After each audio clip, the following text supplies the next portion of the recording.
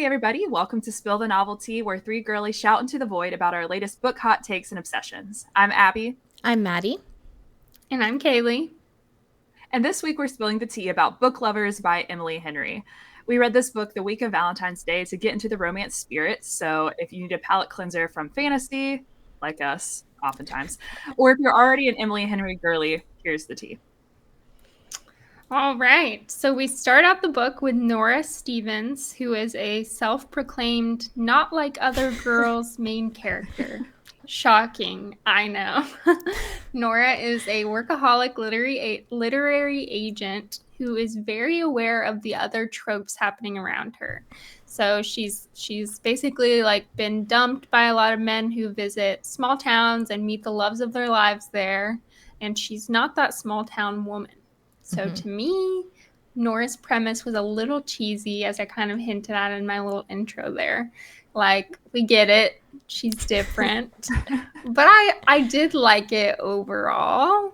And I liked Nora. Like, she was funny. She was a funny lady. Which was surprising to me because, like, in movies, like, for example, in The Proposal with Sandra Bullock, Sandra Bullock's workaholic character isn't funny. And she was kind of similar to Nora at first to me, but then when Nora was funny, I was like, okay, she's way different.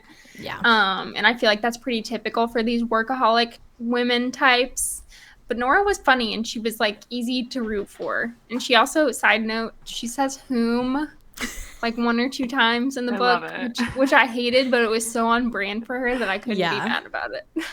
Yeah, I really thought it was fun. I loved the premise, but because it was taking that classic trope but giving the perspective from like the other side, like the villain side.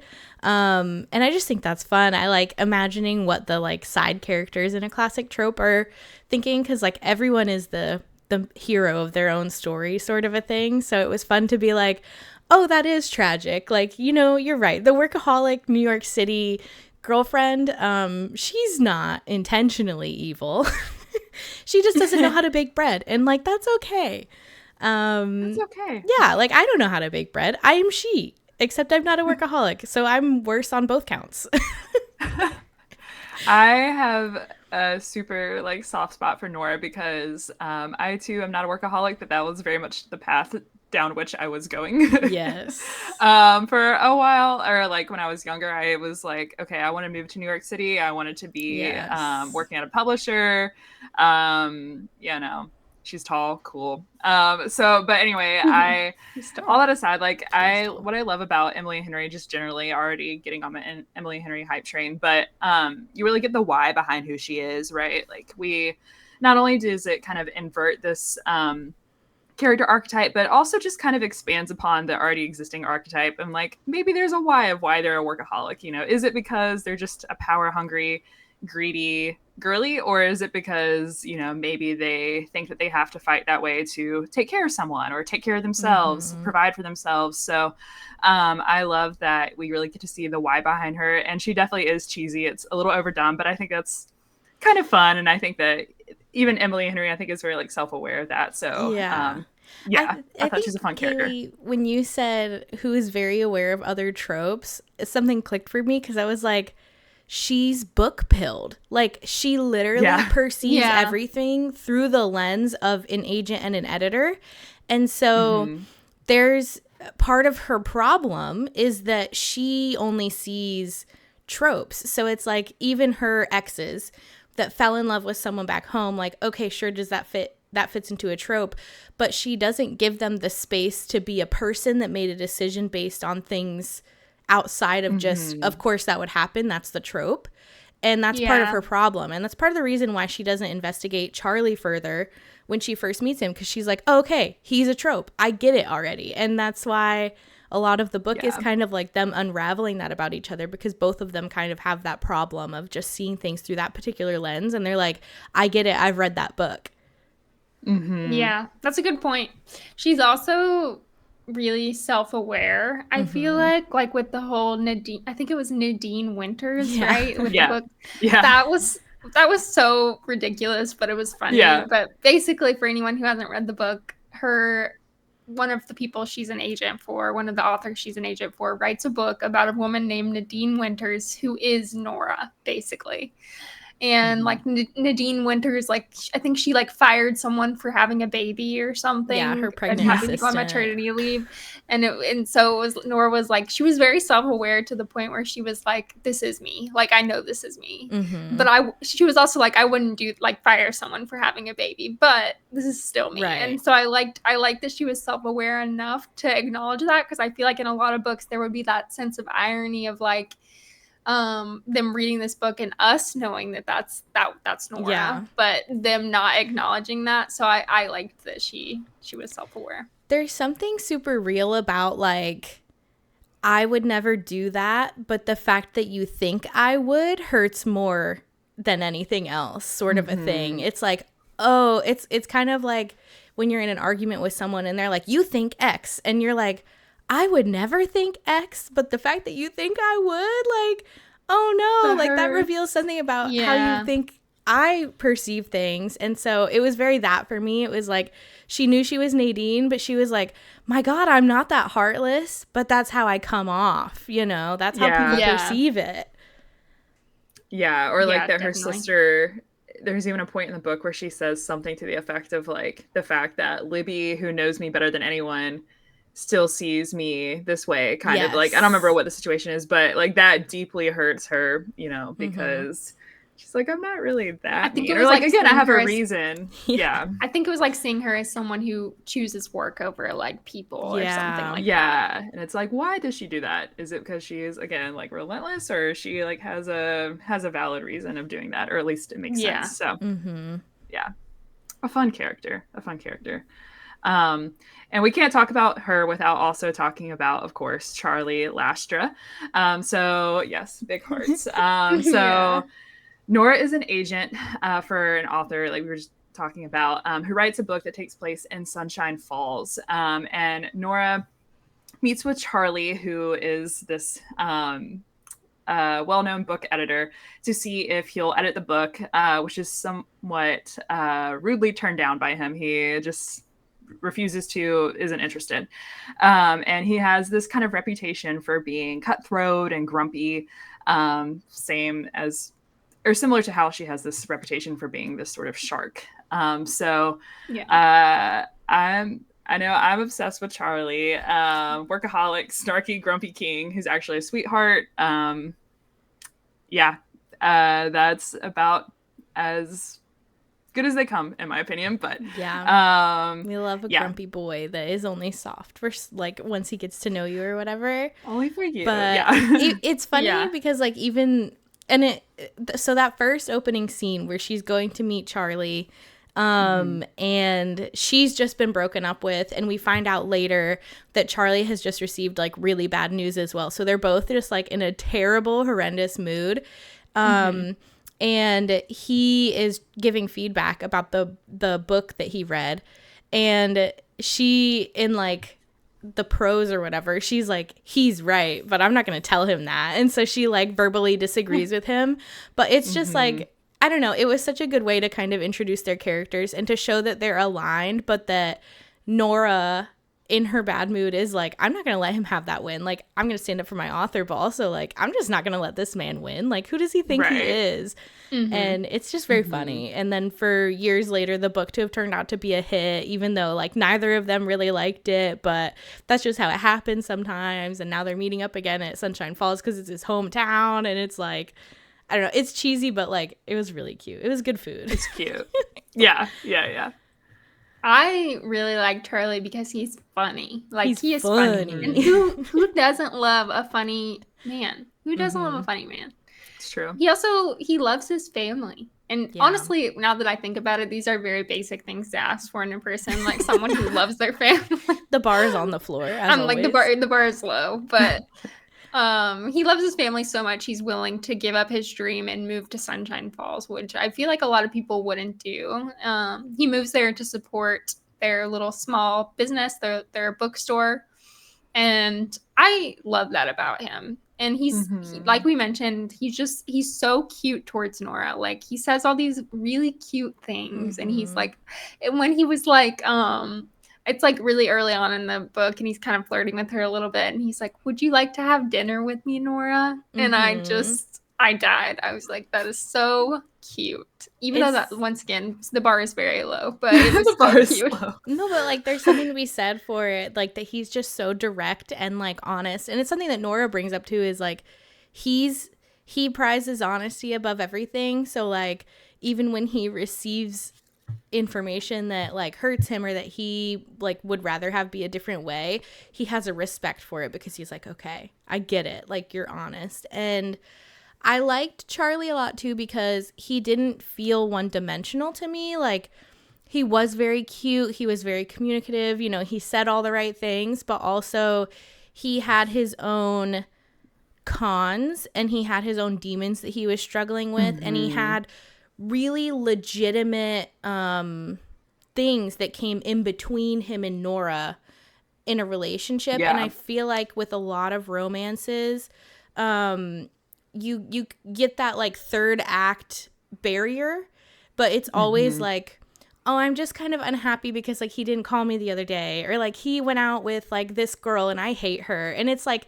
it's an obstacle that isn't really an obstacle, but this one was like, it was significant because he's giving up his dream, but he doesn't want to ask her to give up her dream, and she doesn't want to give up her dream. And there's just like all these strings. So it was just, he was really three-dimensional in a way that I think made him extremely lovable. Like he didn't feel like a stereotype. I agree. Yeah. And okay, so the main plot of the main plot point of the book is that Libby, who is Nora's sister, takes them to Sunshine Falls for like a girls' vacation for a month. And a whole month. And I want to do that. Retweet. We should do that in my life. Is that a real place? Yeah, just some weird town that we know nothing about. Look it up. Yeah, look up. There's a place called Sunshine Falls IRL. But they've been kind of drifting apart over the last couple of months, and Nora's been stressed about it.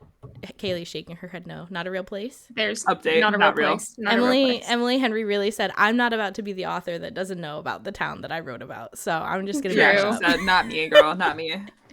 Couldn't be me. Anyways, so they take this vacation, and Nora's like, good, I get a chance to be with my sister who's pregnant actively. Charlie is there, obviously, because of course it's his hometown. And so they run into each other and they start a little flirtationship that's like a will they, won't they, zigzag sort of thing all the way through. And they do a little, and then they're like, no, we can't. And then they do a little, and they're like, no, we can't. And then eventually they simply do. But the barrier that comes between them is that Charlie is permanently moving to Sunshine Falls because of his father has a stroke, and they have a bookstore there that he needs to help run. His sister was going to run it, but she's now moving to Italy.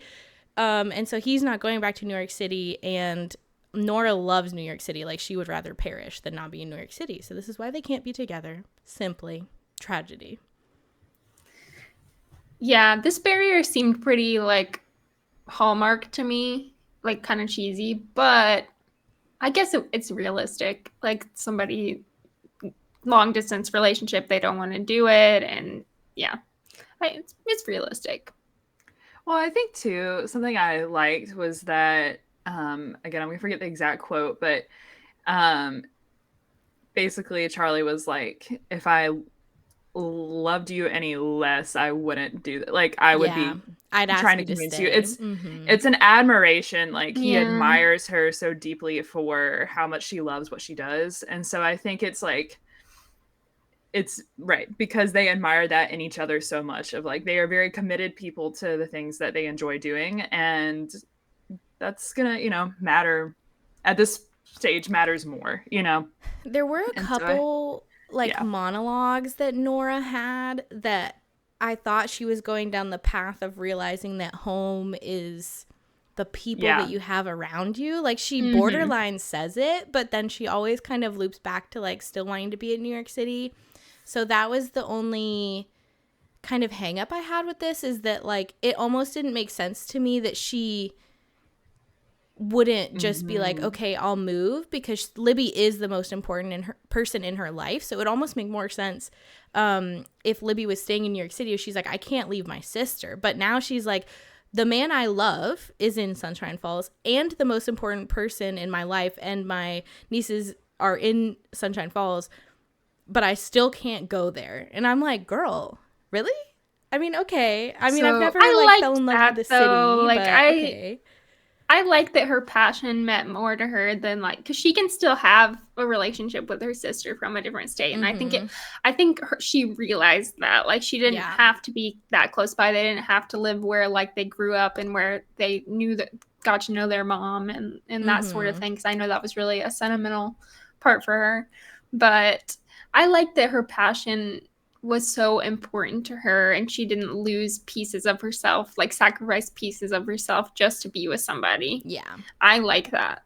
And I will say that you would think publishing would be with it and would be remote. We're remote workers nowadays. True. Okay, we're getting with the times. Rapidly, because she got to work remote for a whole month and like, let's get with the times. But publishing is that girl in New York City. Like, you must be in New York City to go big in publishing. So that I get, and that like her passion and like just her love for like the big city and that sort of anonymity, but also having a lot going on, is like very much rooted in New York City for her. But yeah, publishing, get with the times. It's 2024 now. We work remote, okay? Yeah. And what I did love, too, was, like, that passion is shared by Charlie. Like, it's made very evident that he feels the same exact way about New York City. Like, despite that he loves his family, of course, and they're his priority, like, he very much feels at home there in a way that he feels out of place in Sunshine Falls. And so I really liked that they were like a reflection of each other. I feel like in a lot of books we kind of get like an opposites attract sort of thing, which is fun. But I liked that this book kind of gave us a relationship that was, you can also have a relationship built on similarities and understanding each other in a way that no one else can. A lot of books have the opposites attract, so there's so much miscommunication and there's so much confusion about like, I don't understand why you would think this way. And instead Charlie's like, I completely understand why you're choosing not to be here. And, like, if I could choose the same thing, I would. I just can't. But, like, you're doing what I want to do, and I understand that. And you don't even have to explain it to me, because I get it. Right. And I think even further, too, not only is she doing what he would want to do, but he knows that much like himself, she has, for so long throughout her life, done things for other people, to the service of other people. She didn't go into that other job because she was trying to protect Libby. She has done so much just to try to protect Libby, right? And I think he feels that too, as someone who feels a lot of the need to protect his own family, to take care of them, right? So it's like he also sees that in her, someone who's given up so much, even though everyone else thinks that she's selfish. They think that she's this shark, right? He knows the truth of that, like, she's doing that to help other people. And I think he finally wants her to be like selfish, aka just do what she wants for once instead of what she feels like she needs to do. So, which I love. Definitely. Yeah. Well, speaking of Libby and protecting Libby, Nora suspects that Libby has this big secret reason for wanting to spend a whole month in Sunshine Falls. And Libby's kind of disappearing. She's like texting or calling people. And then her husband keeps texting Nora and asking how things are going. And it's all kind of suspicious. And we think it's a divorce. Emily Henry makes us think it's a divorce for about 75% of the book. But, spoiler, it's actually that Libby plans to move to Sunshine Falls and she wants Nora to love it there too. So, personally, I thought this big secret was a little bit lame. But it makes sense for like a Hallmark type movie book. And I like that I thought it was like the whole divorce thing for most of the book, and it wasn't actually that, because I like to be kind of surprised in books. So, yeah. I agree. It was a little underwhelming because I'm here for the drama, but it also felt realistic because, like, this is the kind of thing that, like, I don't know, just happens in life. Like, I've had people in my life who plan to move and they don't tell us until a certain time, and it's this big dramatic reveal, and it may not sound dramatic, but it feels dramatic, you know? So I think that's relatable for all of us, but you know, no reason. for no reason at all. But it just felt like something that, like, oh, that would happen, that would feel devastating, even though it isn't, like, you know, with books, we always get the most dramatic version of things. If you think about, like, how people talk about Grey's Anatomy, and they're like, it's just something crazy always happens. Like, it's a shooting, it's a plane crash, it's blah, blah, blah. But, like, that's what we like to see in content. When we get something that's, like, more dialed down, we're like, it's underwhelming. But it's also like, oh, yeah, that happens. Like, people decide to move, and it's, like, what's best for their family. But it also is suck. Yeah. Well, and I thought it was sweet too that, like, well, and I should say when I first, so this is my second time reading this, and I've loved it both times.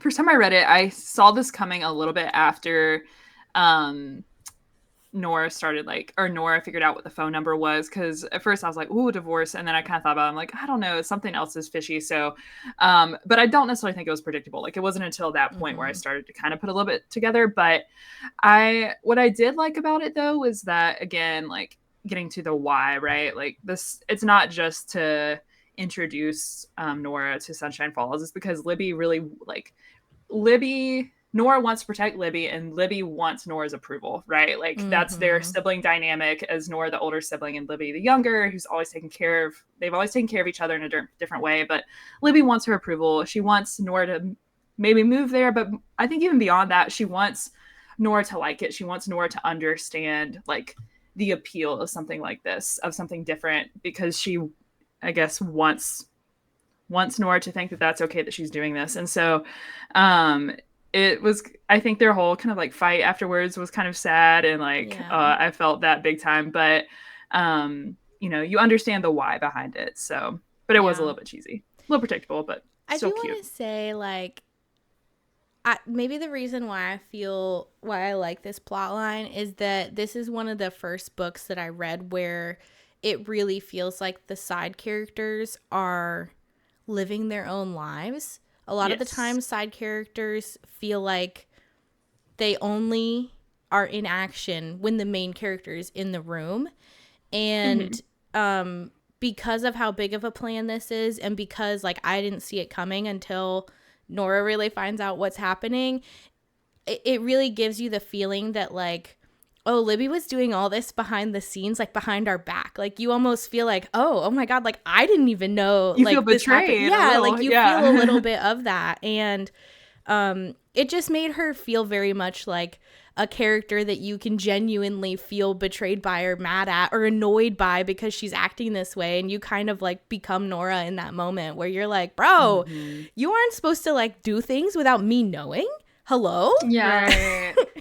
Or and she is kind of doing her own thing a lot too, even things that we do know about, because she's, like, helping with this bookstore, like, event to help revive the bookstore business. And I don't know, and she's, like, meeting people and going on, like, mysterious walks and things like that. Like, she's doing, I don't know, she's doing off on all these little side quests. Yeah, she is. Or like when she goes to the hospital, when she kind of, like, faints or whatever, and we find out that she has, like, issue with, like, low iron and all this kind of stuff, like, and which is a big reveal for Nora. And Nora's, like, freaking out. She's like, I can't believe I didn't know this. And I love that example too, because Nora's so worried about protecting her, and this is an example of something that is, like, sure, it was a scary moment, but it's completely manageable. She's handling it on her own. She knows about it. Like, Nora doesn't have to know every little detail of her life and protect her, even though she wants that. Like, Libby can handle it. And I think that you're absolutely right. I think that's, again, Emily Henry. Just gonna toot Emily Henry horn. Like, she's great with that always. I think all her side characters are really strong. So yeah. Love it. So the book ends ultimately with Charlie and Nora at first going their separate ways while she lives in New York and he lives in Sunshine Falls. But he surprises her in New York on her mom's birthday, which is a really special day to her because her mom passed away. And this is just something that is really meaningful to her and Libby. So long story short, Libby has taken over with helping out at the small business that Charlie was originally helping his parents with. And Charlie is coming back to New York. And so I think we ultimately figured that they would have some sort of reunion. I figured that part is predictable, but in a good way. And I do like that this is kind of, I believe, like ultimately in the epilogue. So you get the sense that they've been apart for what? It's like 6 months or so at least. Like that they were enough time to where they've accepted that they're not getting back together. Yeah. Right. And going about their own projects and their own lives and everything. But yeah, I think it is a sweet, very sweet little wrap up to the book. It was definitely predictable. There was a big part of me that was wondering if Emily was going to do something a little different, because pretty close to the ending we get this like stream of consciousness thought where Nora is telling us how much she really appreciates like a bittersweet, happy it happened kind of ending, like one that is not perfect. Like, and this whole book, there's like, we're not the kind of people that get happy endings. Like, we're not the main characters in those books. And so I was kind of like, are we gonna La La Land this? Like, do that kind of a thing? Yeah. I was open to it. Obviously, I wanted them to have the happy ending, but honestly, I was open to it. I was like, I can kind of be down with the occasional romp back in Sunshine Falls, and like that's just what it is. So true. Yeah. No, but it was cute. Yeah, it was cute. And she had a moment where she was like, because she had an ex-boyfriend that it was like a traumatic relationship or something, and she avoided thinking about it. But with Charlie, she was like, I don't avoid thinking about Charlie. Like, I let it happen every day. I think about him. And it was just like, it was very like final. Like she had closure there. And so I also would have been fine if they were separate. And I think in my head, I probably would have created something like maybe eventually, like in 10 years or something, they'll get together. I would have still thought of that in my head, you know? Yeah. But I also would have been fine if they just stayed apart. Because eventually Charlie's parents are going to pass away, and he's not going to feel obligated to run that little bookstore. So I think, like you're saying, like there was an end in sight, as like bittersweet as that might have been, but for him to come back and kind of resume his life. And that's also very realistic. Like, I know people in my life that have had to put their lives on hold to go handle family things. And then, 10 years later, they can finally kind of resume what they were doing. And that's a sad but real thing that happens when you have responsibilities. I was annoyed at Charlie's sister, though. There was a part of me that was like, bro, you had responsibilities. Like, you committed essentially to doing this thing, and now you're just shoving it off on a Charlie because you fell in love in Italy. If I had read her book, I would be on her side, but I didn't. So yeah, exactly. Yeah. And which ties in again of like why Nora and Charlie make so much sense together, because they understand like what it's like to be the go-to person in a family that's always going to be reliable, But yeah, no, I how dare you say the thing about La La Land? Now that's all I can picture is like it'd be so good that way, but oh my god, it would hurt so bad. La La Land totally see that hurt. Too. Yeah, it hurt. Hurts so good. Yeah. But that moment in the epilogue where he's like, he has the, the velvet engagement box in his pocket and he's like flinging it around, but it's empty. And then you get to like Nora's POV and her con list was like, wear a piece of jewelry that I'll hate for the rest of my life, like with 7 question marks. That's so cute. Shut up. That was so cute. I loved that.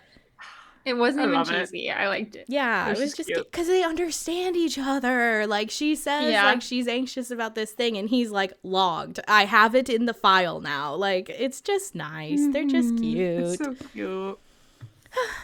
Okay. I love it. Well, now that we've gushed, it's time for the saucy part of the pod.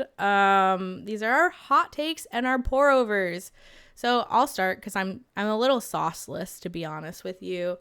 I'm trying to think of a hot take. I just don't really have one. I just feel like this was wholesome.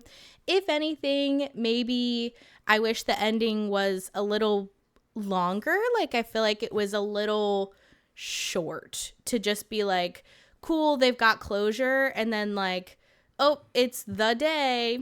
cool, they're at a bookstore, and then boom, we get an epilogue. I think maybe it could have had a little bit more pages, but also I'm fine with how it was. It just was a sweet, wholesome read, so I don't have many complaints for once in my life.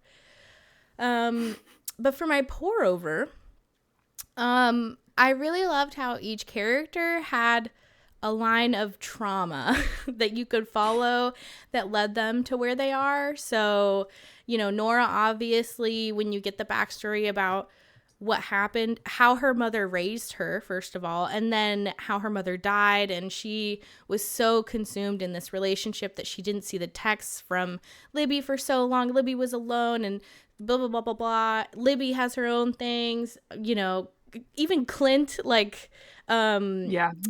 Charlie's father, you get like his perspective and backstory, and you get a little bit from Sally, and like it just really felt like everyone had a moment to shine and like show how they got to where they are. And I really appreciated that, because it's just so many books, you only have 2 characters in them, and it's just give me some more. I want some more food. And so it was just nice. I just liked it. Yeah, they're each like a full character, a fleshed out character. Yeah, I agree. Well, my hot take is that, and this is why I did not give this book 5 stars, Charlie and Nora, they just poured their hearts out to each other and internally constantly. And it was overdone. Like, literally every other page, they're talking about their feelings, and it's just unrealistic. Like, I think it's great and all. Like, I think it's very mature, but it was just a bit inconsistent with their personalities, in my opinion. And like, especially with the dialogue, when they were just talking to each other and they would be like, I just love you so much and blah, blah, blah, blah, blah. I'm like, people don't do this. At least no one that I know does this. Like, it's just not realistic. Like, an occasional, it's great. Like, but occasionally it's great. But all the time, it was gross. Yeah. I have an agree and a disagree with this. So my disagree is that I actually think this is really in line with their personalities, because they're so fucking in their heads about analyzing everything and perceiving everything and thinking about everything too much. And I think that's a flaw in both of them. So I agree that they do it too much, but I think that's the point, is like they're too in their heads, they're thinking too far ahead, like they don't want to act on impulse. Nora's like, I don't even want to continue the relationship because it's just not going to work out long term, and he's like, thinking about it, you're right, that's so true. Like, they're just they get in their own way, Well, yeah, that's fair. I think it's kind of like those memes about like wanting to win at therapy, you know what I'm saying? Like where you're like you're analyzing your feelings instead of actually feeling them, allowing yourself to just feel them. So you're like, if I just have the answer to this, I'll protect myself. So like, I'm not going to get my heart broken because I've already thought about it. So like, I have distance between what I'm actually feeling and what I'm saying I feel, because I can just talk about it, you know, instead of actually just be in the moment. So no, same. Like, there are definitely moments, particularly where they're talking about like how much they love each other, like you said, or like how invested in each other they are, that are a little cheesy, but I'm still here for it. But in terms of them like analyzing the negative emotions, that in particular makes sense to me, because they're trying to put distance between actually feeling it and just analyzing the way they know how to, Yeah, but I get it when it comes to like fair. trauma and past things, because that is normal. But when it was more so like Charlie has this whole like, I see you monologue towards Nora. I guess that's not a monologue, right? Isn't that like a soliloquy? It might as well have been a monologue. Close enough. But he just goes he goes out, and you're like, this is great. This is so cute. And he keeps going and going. And then eventually you're like, okay, we get it. You're like, I have enough. Yeah. And see, that brings me to my agree, because, and this is like a pet peeve of mine in a romance book, because so often we get these scenes where like, and this is because the books are written by women for women, but we get these scenes where the male love interest is like pouring his heart out and he's saying all these cute things, and then it comes time to reciprocate from the female side, and she's just like, I love you. And I'm like, bitch, build him up a little bit. He needs a little floofing. Like, and it drives me crazy because sometimes they'll say it in like the prosy parts, and they're like, he is home to me, blah, blah, blah, blah, blah. And I'm like, but tell him, you like being told, like, he deserves to know. He's a good boy. And it just drives me crazy that we don't get it both ways most of the time, because it's very much like, oh my God, girls, I'm sharing the quote in the book club group chat. And it's like, I get that, but like, I want to love him. He deserves his flowers too. Yeah. I agree. And I think too, like, something that I do like about Emily Henry oftentimes is that, like, you see it through their actions, right? These little cute, you see the tension, like, through their little text message or email thread dialogues. You see it in these little subtleties, right? But like you said, if we're going to deviate from the little subtleties into these very emotional moments, like, let's make sure that they're pretty, these confessional moments, like, let's make it a little equal here, like a little bit more even, because can you imagine like pouring your heart out like that, and then like your partner just being like, I love you? Like, it's fine, but also I can imagine like posting a TikTok and be like, you guys will not believe what happened. I did this, story and this, time, and all he had to say was, I love you. Like, oh my fucking God. And everyone would be like, oh, he is not giving, you know? And it's like, come on. You're so Charlie right. Deserves it. Charlie deserves it too. It's just a little pet peeve. He does. Well, my pour over, really lame. It's just the ending. Like, I thought the ending was so cute. Like, the whole ring thing, that was something that also I was like, that's freaking adorable, and I loved it. So I love it. Yeah. Enough said. Yep. So cute. All right. Well, my hot take is that, bear with me, okay, Libby low-key annoys me. All right, I'm sorry, it had to be said. Now, don't get me wrong, I think she's a very well-written character, like we talked about, that has her own motivations, her own thing going.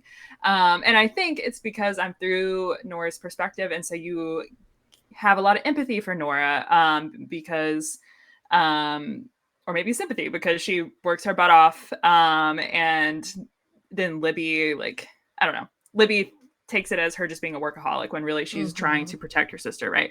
So I think Libby was still a really well written character, but I just wish she would have checked on Nora a long time ago, or someone would have. But I think that's kind of the point. Yeah. So tell me you're an older sister without telling me you're an older sister. I'm like, I'm actually, totally Libby's not wrong. projecting at all. Actually, Libby sucks. No, so I like Libby. I just wish someone would give Nora a fucking hug a long time ago. Okay, Nora needs a break. I really did not. I did not like Libby. And she kept saying, focus on your own life, Nora. She said that like 3 times, and it killed me. I was like, that is so rude. I would never say that to my siblings. It's like, I'm focusing on my life, but I'm trying to help protect and provide for you, and I always have. Like, rude. Yeah. Rude. She was just rude. Yeah. No, for sure. The older sister is jumping out. Yeah, she just felt a bit self-absorbed to me.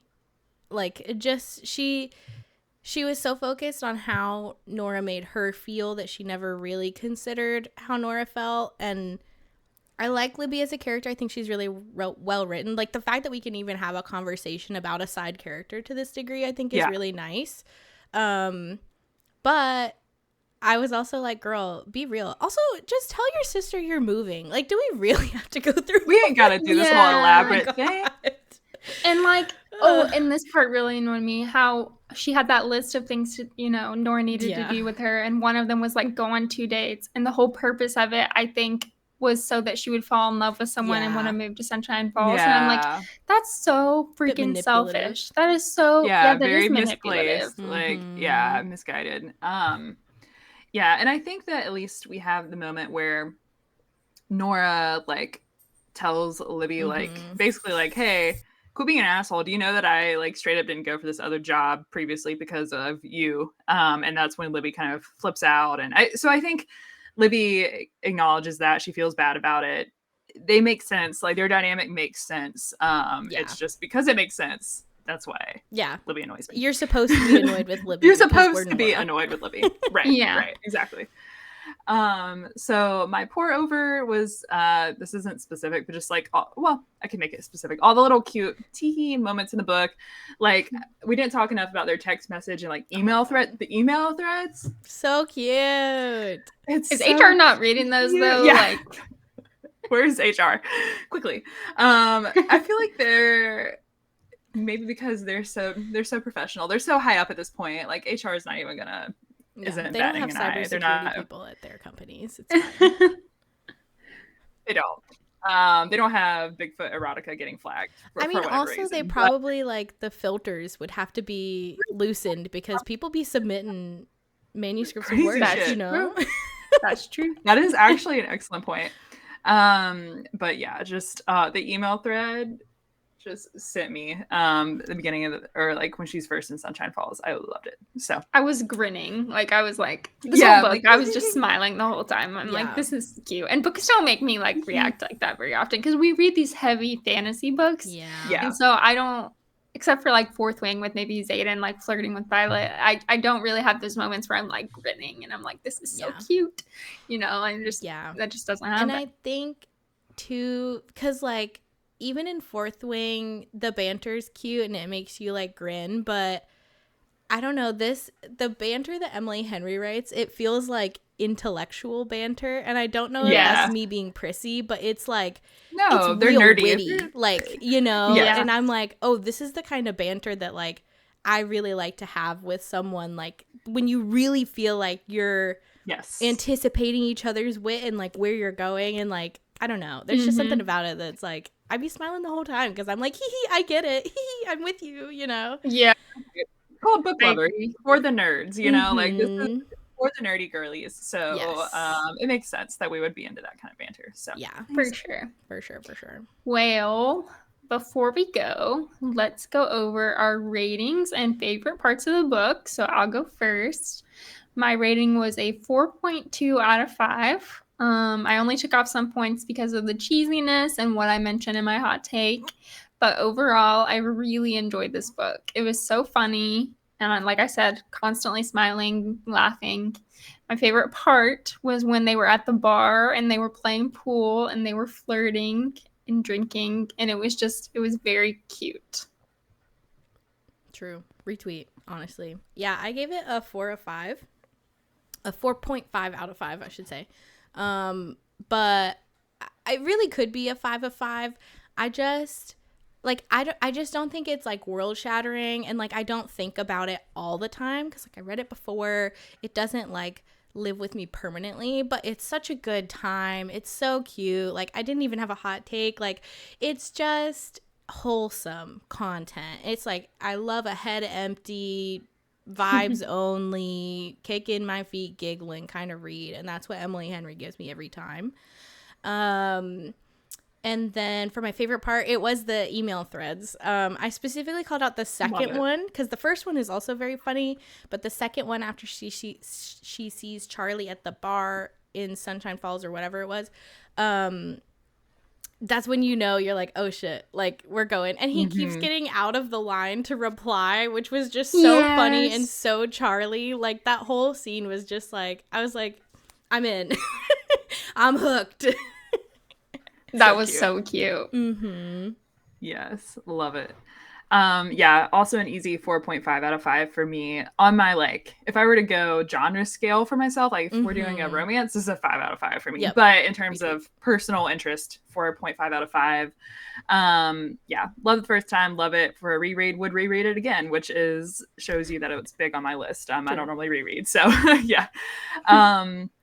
like I said, favorite part. I was going to say the email thread, but another part that I really loved too was when they were in the library, like study room, that whole thing. Love it. Just so, if you know, you know. But yeah, they're just so cute. I love it. Such a fun read. Would read again for like the third time. Retweet. All right. Well, if everyone has said their piece, that is all the tea that we have on Book Lovers. Next time, we are spilling the tea on 6 Scorched Roses by Carissa Broadbent, which we're very excited about. You can stay up to date with the latest tea on Instagram, TikTok, or YouTube by following us at @SpillTheNovelTea on all of the things. And while you're there, please let us know. Did this book live up to the hype for you? Are you an Emily Henry stan?